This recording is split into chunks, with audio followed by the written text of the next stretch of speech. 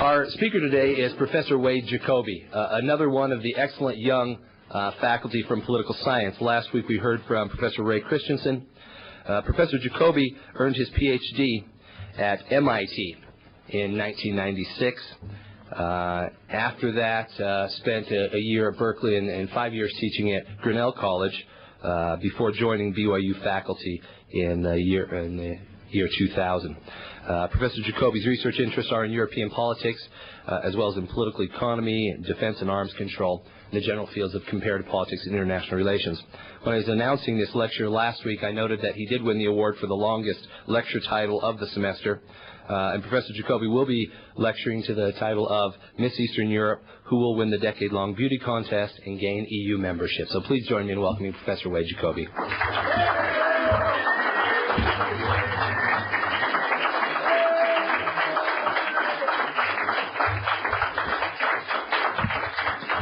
Well, it's the longest title, but I promise you it won't be the longest talk. I want to give you some basic descriptive information about what I think is the most important thing going on in Europe right now. More important than the war on terrorism, more important than economic growth. It's about reintegrating the post-communist societies back into what many people call the common European home. But in giving this description, I want to give you a sort of analogy of a beauty contest. Let me just ask, first of all, how many of you have ever wanted to be a part of an organization so bad you could taste it? Like 7th grade basketball. You got to make that team, right? Or the traveling choir. Not the choir that stays in town, the choir that goes to Washington, D.C., but you got to be really good to get in it. If any of you can raise your hand to that question, then you kind of know what I'm talking about here with this beauty contest, because I could just as easily have talked about a contest for membership. And that's what's going on in Central and Eastern Europe. Membership to the world's most exclusive organization in some ways. 15 states in the European Union, 15 wealthy, mostly very successful OEC democracies. Countries that a lot of other people in the world and in Europe look up to. Not an easy club to get into, demanding club to get into. So that's the task. Let me just turn on this overhead for a second. I've been warned by Jeff that I'm not to stray far from the microphone. So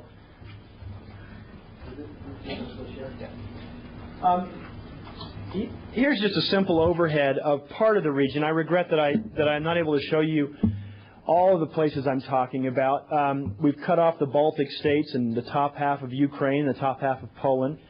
I hope Professor Tobler will forgive me for cutting off the top half of Poland. But I assure you it's still there, though, just on another map.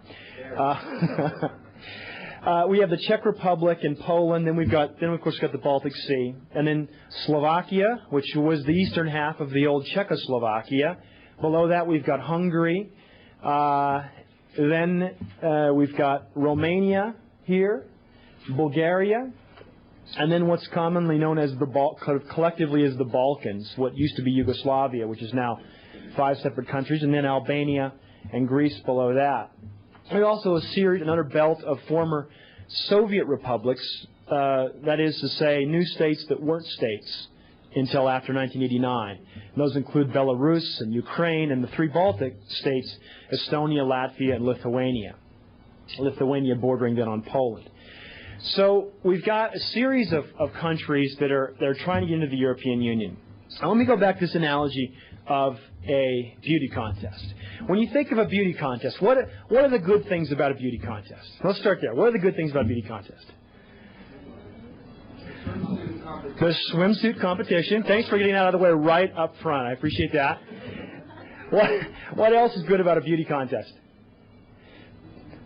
Yeah. Well, if you desire beauty, then a beauty contest would make you strive towards beauty and try and make yourself beautiful. Okay, yeah. There's a sort of sense of self-improvement there at some level. Please.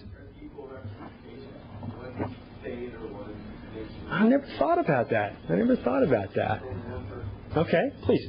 get money if you win. Yeah, rewards. Of course, the rewards of this. What else is good about a contest? Yeah. There's politics all around it. It's fun to watch the politics. Absolutely. I'm going to get to that. What else? Please. Your YouTube career is in modeling and whatnot. You get a lot of contacts, agencies. All right. How about the bad side? What's purportedly the bad side of beauty contests? Please. Sexism. All right. Misrepresentation of the whole person. A sort of superficiality. Please. There's that's so important here. Yes. There's only one winner. Anything else? Yeah. Oh, don't they? Oh, don't they? Yeah. Okay. Let's talk about where the contestants come from, first of all. I want to come back to these positives and negatives in a few minutes. Let me start by asking where these contestants come from. There are three things to mention, and there are three things you already know, but we just have to say them and get them out of the way. Number one, communism collapses. What year? 89, 90, depending on the country. Okay? Regimes collapse. What are we going to do? Next step, we have roundtables. Some kind of opposition movement, however motley in some countries, like Czechoslovakia. Charter 77 is a handful of people. However robust other countries, like Poland, where thousands, tens of thousands of people have been out on the street.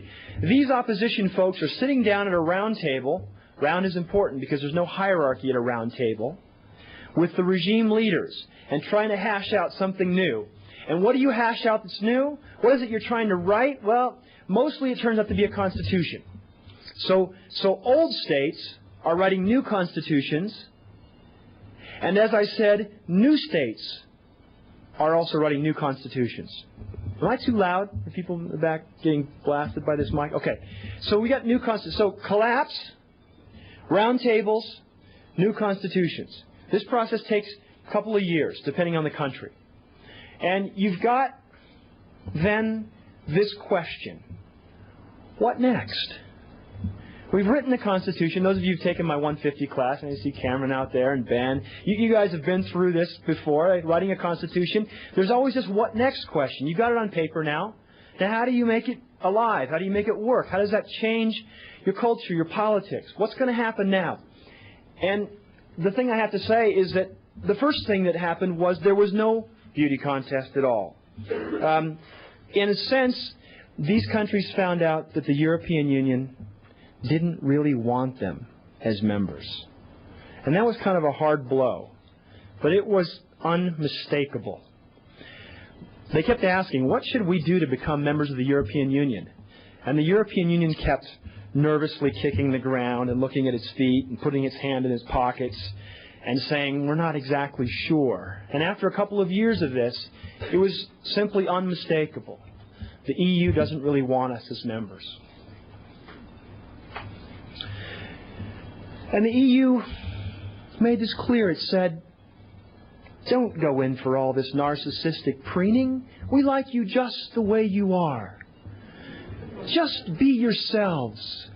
We love you for your low wage costs, which help us produce our high quality products at lower prices and then export them. We love you for your relatively open markets, especially to the stuff we make really, really well. We love you. We love you for so many things. Don't change. Don't change. I'm exaggerating, of course, a little bit. The EU did try to help with the transitions, but basically it said, you're not going to be a member. And then, and this is the paradox or the irony, the beauty contest begins with the ugliest event of the 1990s in Europe, which is the wars in Yugoslavia, the Balkan Wars. Because the Europeans have to look at their television every night, and they have to see the most brutal kinds of killing. Neighbors killing neighbors. In little villages whose names they had never learned, but now the things that were happening were so terrible that they essentially had to learn the names. So names like Srebrenica and Bihać, Dubrovnik. These became not just vacation places, but places where Europeans were killing other Europeans. Orthodox Christians were being killed, Catholics were being killed, Muslims were being killed, secular people were being killed. And the European Union understood that it needed to do something different. Now, the beauty contest begins in 1993 because that's the year in which the European Union begins to say, okay, we have to do something to promote order on the continent. And the best thing we can do is get these countries, some of these countries at least, into the Union as members. But if they're going to be in, they have to be ready. They have to be prepared. Now, how do you win a beauty contest? When you think about this, there are really at least two elements. Maybe there are more. I've never really been involved in one. There are at least two. One is this aesthetic dimension. And the other is this performance, what they call the talent competition, right? And these are both very much a part of the process. Now, on the aesthetic dimension, you know the old slogan, right? Beauty is in the eye. Beauty's in the eye of the beholder. And so the European Union is very clearly the beholder here, the 15 member states. So what constitutes beauty for them? Right? We all maybe disagree about what's beautiful, who's beautiful. The European Union had to sit down and figure out what is beautiful. And so they did. In a summit in Copenhagen, Denmark in 1993, they announced what was beautiful. And they said three things. The first thing they said was, "Thou art as fair as a summer's day, but can you protect minority rights and have a functioning democracy?" That was criteria number one. They said, "You have a face that could launch 1,000 ships, but do you have a functioning market economy?" That was criteria number two. And they said, "Mirror, mirror on the wall, you are the fairest of them all, but can you take on the obligations of membership? Do you have the administrative capacity to apply the rules of the European Union?" These three criteria were articulated in Copenhagen, and the first thing you'll notice about these criteria are they're very, very blunt. They're very flexible. You have to have a democracy, a functioning market, be able to take on the obligations of membership. Well, who judges that? Right? It turns out the EU judges that. And it became hard to figure out, because you take a country like the Czech Republic. The Czech Republic, from an aesthetic perspective, seemed lovely. It had really the wealthiest area of all of these countries, Bohemian, the Czech lands. This was a part of the Austro-Hungarian Empire that had always been promoted, in some sense, for investment by Vienna. It had seen an enormous amount of investment in the 18th and 19th centuries, far more than Hungary, for example, and in some cases, more than Austrian regions. It had low unemployment, really low unemployment, like 2-3% low unemployment, the kind of unemployment that makes sort of politicians' heart beat faster. And the Czechs were beautiful because they said all the right things. Nothing is quite as appealing as a really attractive contestant. What do they always say? What do they say they want when you talk about what their aspirations are? They want world peace. They want it so bad you can just see it. And the Czechs didn't want world peace necessarily. They wanted something that was almost equally attractive to the European Union. They wanted a market. And everything was about the market. Václav Klaus, the Czech Prime Minister, was a master at talking this talk of the market. We will extend the domain of the market into domains previously captured by the household, the clan, or the state. Right? And this market will then regulate relationships at arm's length. These markets will clear. Supply will equal demand. Prices will be flexible. Rules will melt away. Klaus was tremendous at doing this. He talked the talk extraordinarily well. The problem was that as the Czechs appeared beautiful, when people looked more carefully, they looked more closely, they started asking, what can the Czechs really do? This talent issue, there were some misgivings. Certainly everybody understood the Czech Republic was a very rich place compared to Bulgaria. But there were also plenty of corruption in the Czech Republic. A lot of corruption, especially in this market-making process. They're trying to privatize companies because that's part of making a market, but they're selling to their friends. One reason unemployment is so low is because they're bailing out failing firms. And when you look at the rules of the EU has 100,000 pages of rules. Imagine 100,000 pages of rules. It took the Czechs 7 years just to translate it all into Czech. The Czechs were actually taking over these rules very quickly. They're supposed to have their national parliament change their Czech rules to accord with these European rules, but they weren't doing that very fast. And then you look in the sort of aesthetic dimension, Slovakia. And Slovakia was sort of, from a lot of people's perspective, not a very fair maiden. They had a very nasty-spirited semi-dictatorship. A guy named Mečiar. He sort of had his electoral base saying mean things about the Hungarian minorities who lived inside of Slovakia. And his coalition partners weren't much nicer in these terms. And yet, if you looked closely at Slovakia, they were the ones that were fixing all their national Slovakian rules to accord relatively well with the European Union regulations. So there were a lot of really puzzling things here. So it's not beauty alone. Let me just mention the two things that the EU has engaged in to try to make this a talent competition and not just an aesthetic competition. The first one is called screening. And if you like screening, which is really their name for it, I make up a lot of terms, but this is really what the EU calls it, screening. It's sort of like going to finishing school, or what I imagine finishing school must be like. It's about making these contestants in Central and Eastern Europe fit for membership. So what happens in screening? Well, imagine that you are a national minister, like you're the minister for environment or transport in Hungary, or you're the minister for the interior in Slovakia, or you're the minister for foreign affairs in Bulgaria. All of the laws of your country that fall sort of under the rubric of your ministry are your responsibility now. And you go to Brussels. And when you go to Brussels, the following things happen. You sit in a room with the EU bureaucrats, and they say, here is the acquis, the body of law. It's a French term for the body of law in the European Union. I'm going to explain it all to you. And you listen patiently and quietly. And then they say, now that you've heard all the things you have to do, it's your turn.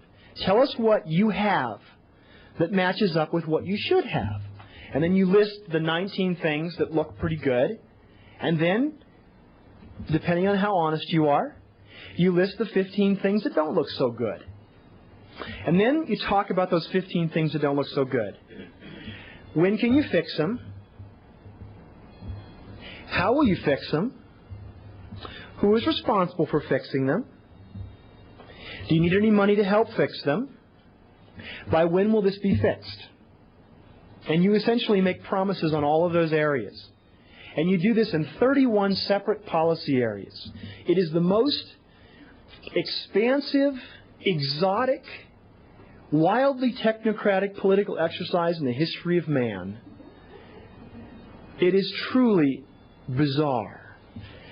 And it's gone on for 4 years. It's gone on for 4 years.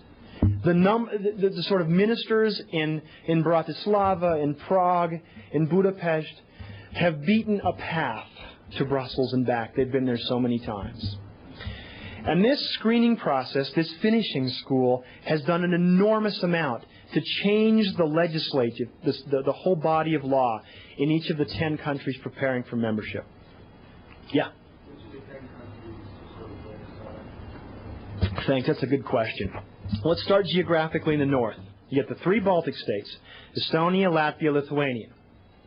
Then you've got a cluster in Central Europe, Poland, Czech Republic, its old buddy Slovakia, Hungary, and then you've got a group of countries that are sort of scattered around the edge.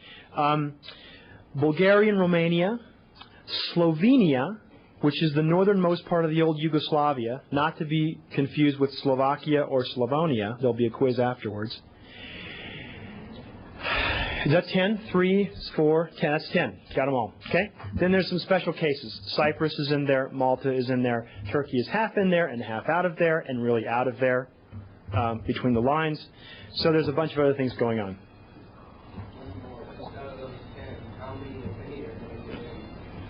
That's the burning question. Let me come back to that in a minute, but the short answer is I don't know. The second part of the talent competition is called twinning. So you got screening, you got twinning. Twinning is, again, their word. They made it up. I'm not responsible. My analog, I guess, would be this consultant that some girls hire to help them in beauty contests. You can get a consultant, right? I've been told. And the consultant, I guess, helps you understand how you're going to be measured, how you're going to be judged, and what you can do to put your best foot forward. Twinning is a concept in which the EU says we have 15 member states that have their ways of doing things in politics, and we will twin you up. We will pair you with a mentor. They don't use this. I think mentor is more an American concept, but it's really mentoring. And we the EU will pay for an Irish foreign affairs person to go spend a year in Prague, or a German interior ministry person to go spend a year in Bratislava helping with the border control issue. And this twinning program has just gotten up and running in the last year or so. It's too early to really know. With screening, I think I can give you a fairly detailed account of how it works. Twinning is very, very new. And initially it looked like a real political boondoggle that the French had sort of invented and then captured. But it was the guy, Pascal Lemay, who does the trade politics between the U.S. and the European Union, got moved to that job, which is sort of more interesting than skimming off EU programs they had to give to French businesses. So he went where the real money is. And so now things are looking a little more promising. What's the timetable? There's 3 dates you need to think about: 2002, 2003, and 2004. Here's the agenda. Here's the official agenda.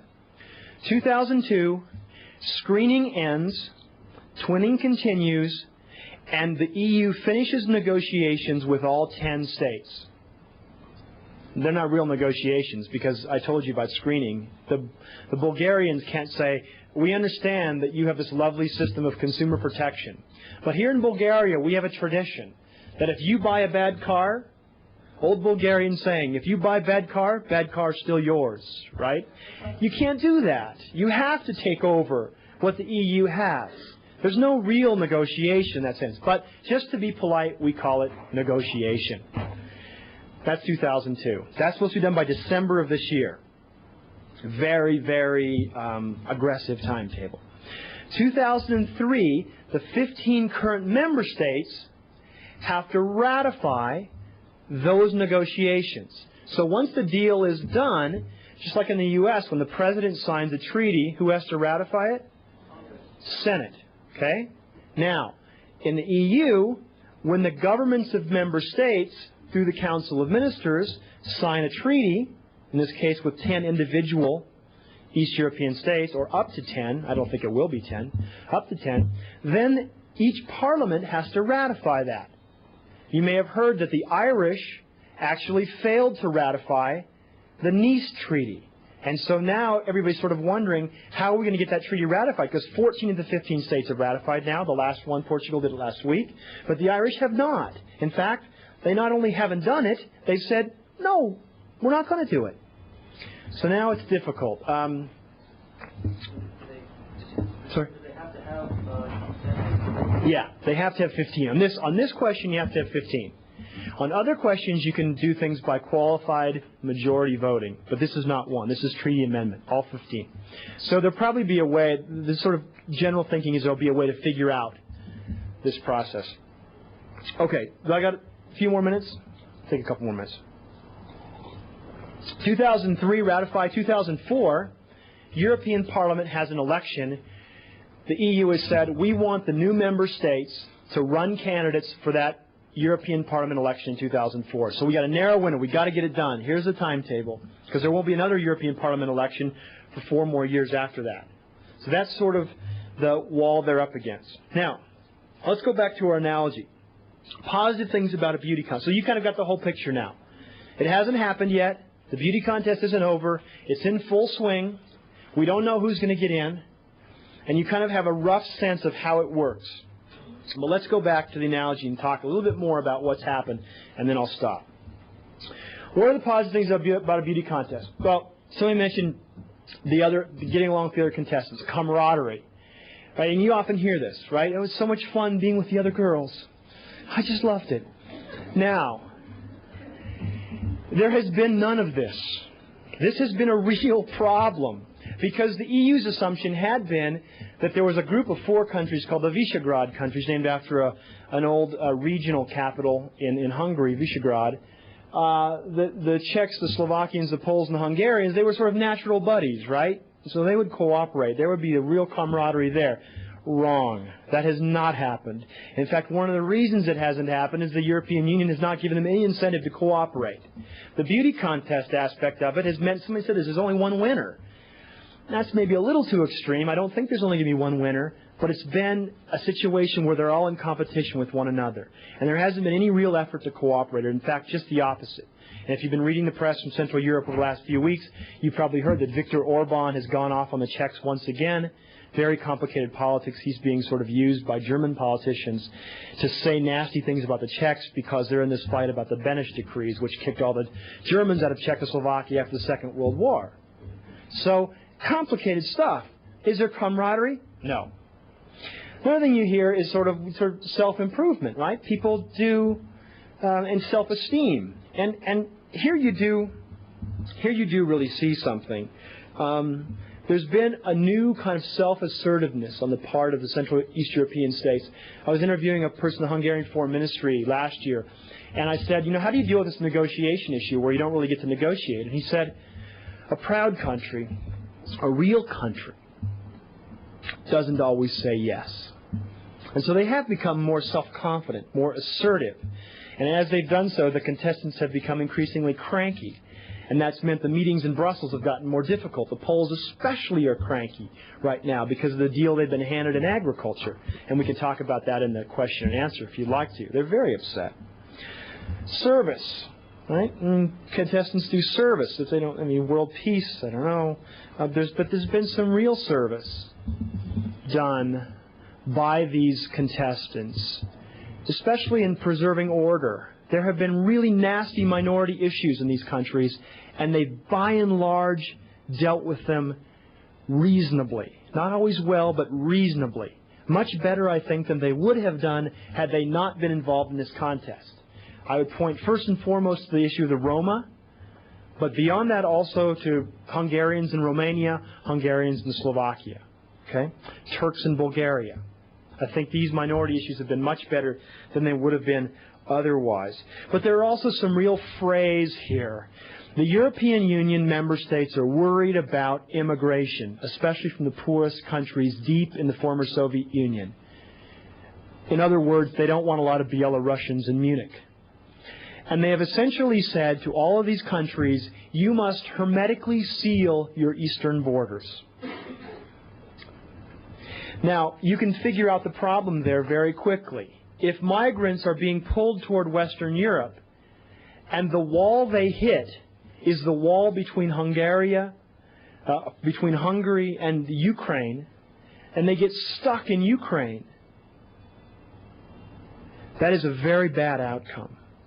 Because you get the most kinds of desperate folks sometimes circling and hovering in the most desperate kinds of states.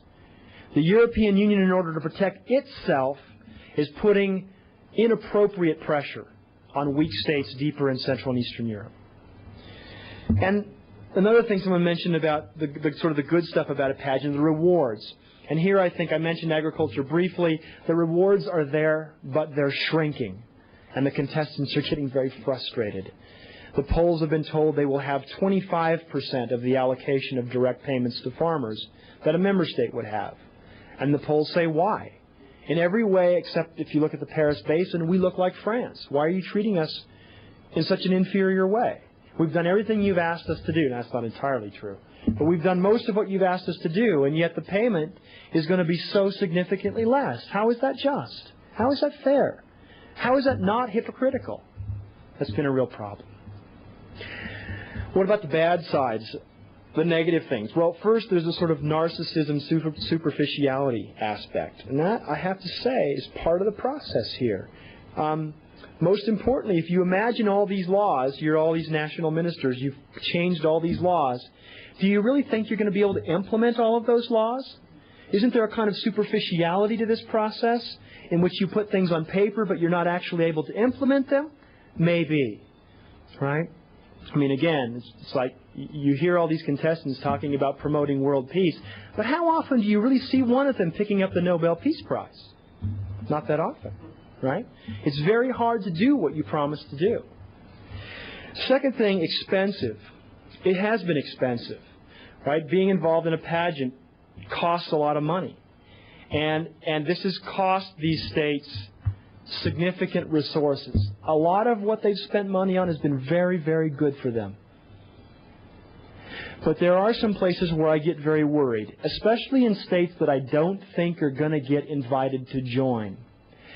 Think about what they've done. They've done this kind of massive technocratic restructuring of the laws in 31 different policy areas. But where did they get the money for that? They basically took it from health care and education. Really pressing spending priorities that they made second-tier priorities because they needed to get the right laws on the books, and that's expensive and difficult. So I think for the Bulgarians and Romanians, to a certain extent, the right thing to do right now is to stop doing some of the things the EU tells them to do and to focus on fundamentals first, because they're not going to get invited in the first round, I don't think. I asked my wife, what is the negative thing about beauty pageants? And she's a physician assistant. And she said, eating disorders. First thing out of her mouth. There is a huge amount of stress that goes along with this.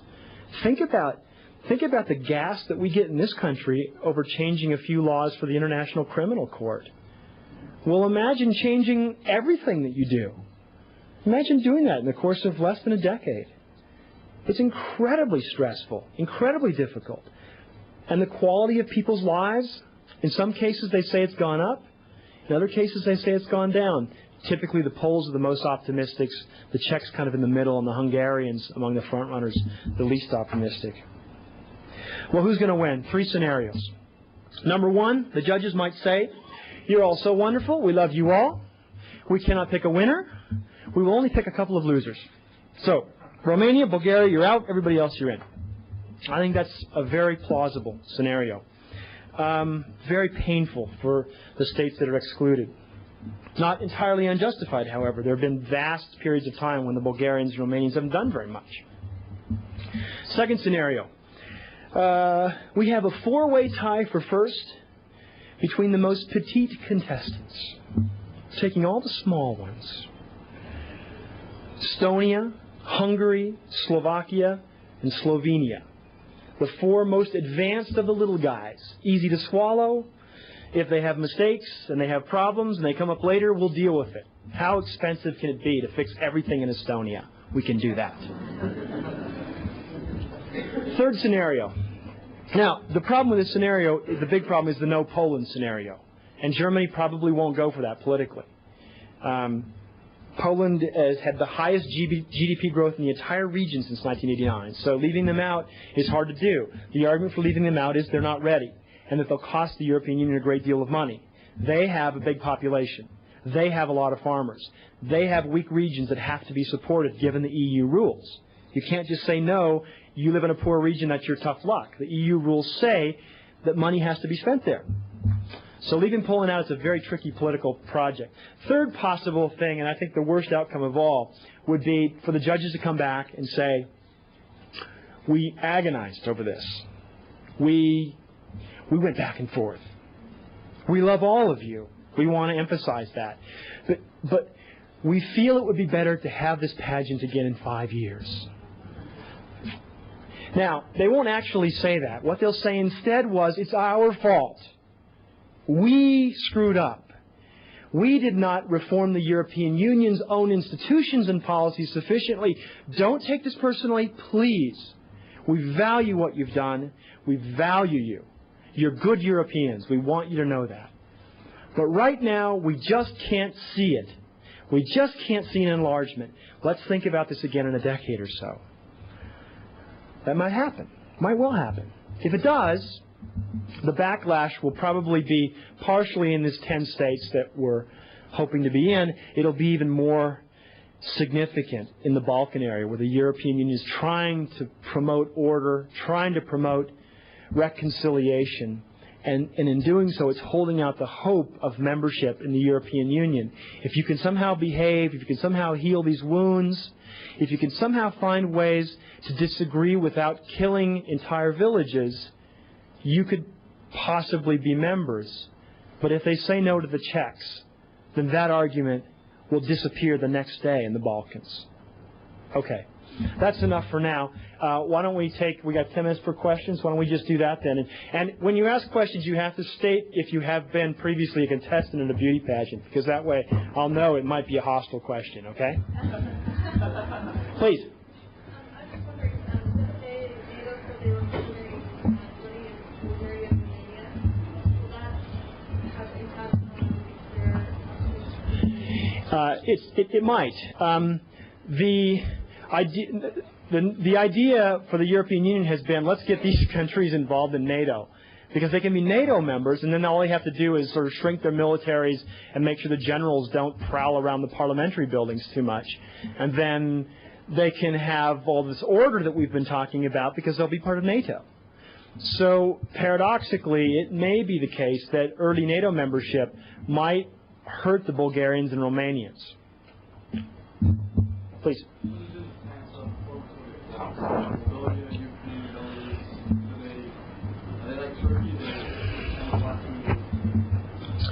They're not like Turkey has had an association agreement with the European Union since 1960, almost since the Union was founded, back when it was called the European Economic, the EEC. It's the longest engagement in history, right? They've had the ring for 40 years, but they're stuck. They're trying to move now, trying to move forward, but from a position of, as I said before, half in and half out. Turkey is an extraordinarily complicated country, but it has a chance. Ukrainians right now don't think they have a chance. The Belarusians right now know they have no chance. Lukashenko is probably the most widely reviled political figure in Europe, I would think. And they have essentially said, this is not for us right now. You have to understand that a lot of these nationalist politicians might in principle say they want to be part of the European Union, but their political basis, their political foundation is built in part on their nationalism. And the way you do nationalist politics in many of these countries is you pick on minorities that are inside your own country, Russians, for example. And when you do that, you fall out of favor with the European Union. And so the Latvians have been able to sort of break that habit. The Romanians have been able to break that habit. Iliescu is out. He used to talk about Hungarians all the time. But the Ukrainians and the Belarusians have not tried, frankly, very hard to break that habit. There's a political logic behind where they are, what I'm trying to say. Please. Super hard, super hard. The Finns are big boosters of all the Baltic states, but especially Estonia. It's no accident that Estonia is the one Baltic state that was from the start in the first round of likely new members. And the Estonians have plenty of problems, but they've been consistently very liberal in their economic policy, liberal in the European sense, free market liberal. And secondly, they've had a real big booster in the Finns. Absolutely. Yeah. What are the chances that the third scenario you mentioned played out where nobody gets into let's come back and think about in a decade, where there could be violent response to that, whether it be militaristic or terrorist? What are the chances that these countries would really violently backlash against the Union for making all these changes in that? The backlash scenario is real. And it has there's probably one more step in what would happen. You can see now all over the old Austro-Hungarian Empire signs of uneasiness over nationalism. It's there in the Czech Republic to a certain extent. It's very much there in Hungary. It's very much there in Austria itself with Haider. It's there in northern Italy, which, again, was part of the Habsburg Empire for a very long time. This nationalism is real. It's on the prowl. Is it a simple backlash? Probably not. Probably what would happen would be that instead of everybody in Hungary pulling together on the oars, you would get more chaos and more drift. And it's in that situation of chaos and drift that I think you might get some real populism in Hungarian politics. I hasten to say that Hungarian politics, as nationalistic as it's been sometimes, hasn't really been that populistic. That is to say, the nationalists say, we don't like Slovakians, we don't like Romanians, but they say, we're good liberals, we'll still make the central bank independent. We're not a threat to change the economic policy of the country. We just want to reserve the right to beat on the minorities if we need to. And that's sort of the crude version of it. Yeah, Ben. Has there been outside pressure on the EU, like the United States, government or power on the way that they bring people in, or who they bring in, or what happens? Yeah, is there sort of pressure from the outside on who should be on the list? Yeah, everybody's got their favorites. Everybody's trying to lobby for their favorites. Some powerful countries can lobby from the inside, so you don't see it. I mean, the Germans are so much insiders in this that it's hard to even talk about lobbying. It's more persuasion. But some outsiders, like the Americans, have tried, and they've been a staunch supporter of the Polish case. Right? I think for both the Clinton administration and the Bush administration, enlargement without Poland hasn't made a lot of sense to them. So, please. Do you think that as some of the countries are excluded and others accepted as those excluded, we'll end up like reversing the policies they've made in way and maybe even turning to alternate forms of government? Yeah, some of them will, some of them won't. I mean, not being invited in is not going to be the end of the world for, let's take a plausible case, Slovakia. That's a tough case because they have a history of having thumbed their nose at the EU for the first 6 years under Mečiar, and they might well go back to it in this election this fall. It's easy for me to imagine Mečiar wins again. But does that mean you're back in a sort of anti-EU position in the same way you were before? No, the world really has changed, I mean, in those intervening years. It's not as simple as just going back. And the reason has to do with what I said earlier. There's a political coalition underpinning the nationalist formula. And that political coalition has been eroded by the reformists that have been in for the last 3 or 4 years. So it's not so easy just to go back to the old neighborhood, start giving the same speeches again, and turning people against the European Union.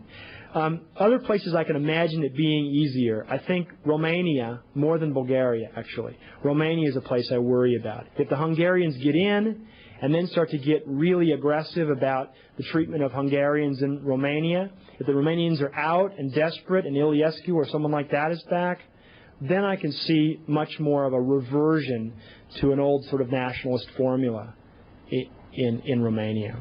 That's, again, just a guess, though. Please. Is there a chance that the EU could do something like shut it down for maybe give them some of the benefits of the EU but not fully? The EU proposed that early on, and it's a tough argument to make now.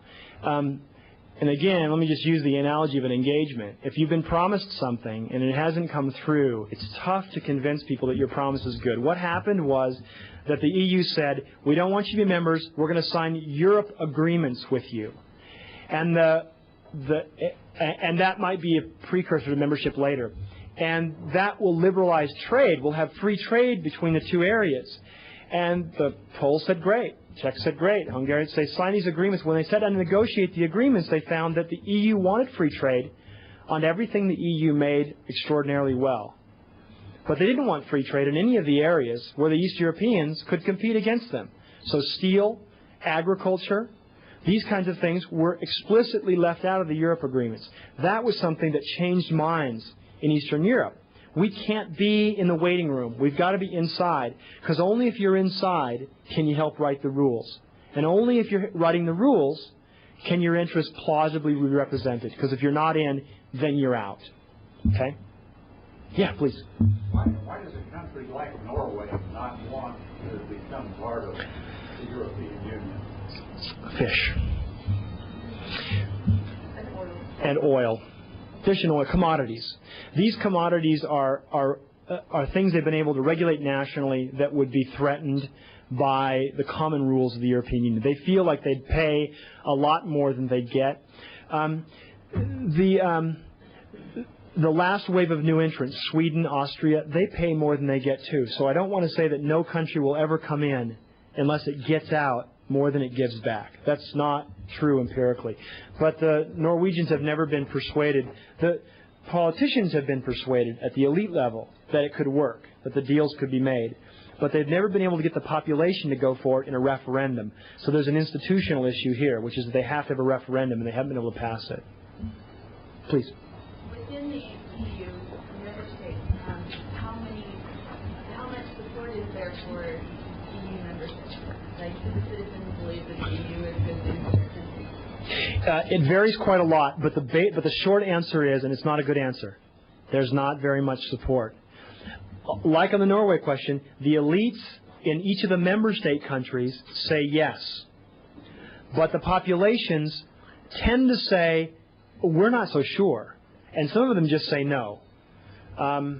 It's more complicated than that, but I see that we are now out of time. So.